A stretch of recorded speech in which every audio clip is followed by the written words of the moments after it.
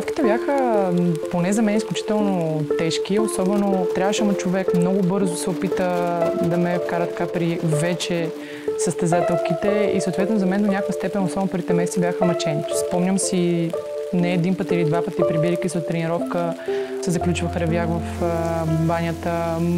Буквално и пътя ми до басейна беше един такъв с ярост в мен. Съответно не смех да се разрева пред баща ми, за да си призная, но и така сълзи течаха постоянно.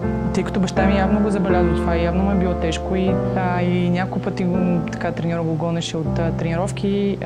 Единственото, което знам и няколко пъти му е казал треньора е: моля ти се, остави ме, просто изчакай да вземе медал.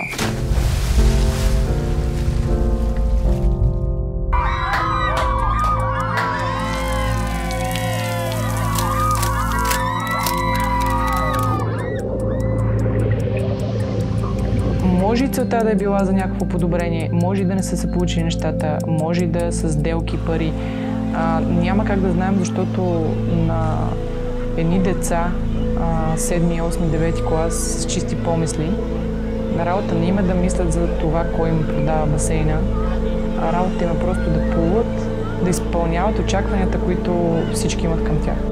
И мисля, че ние се справихме. Просто някой по веригата не се справи. Не знам дали сбърка, не знам дали беше умишлено, не знам какво се случи, но щетите са 20 години по-късно почти същите.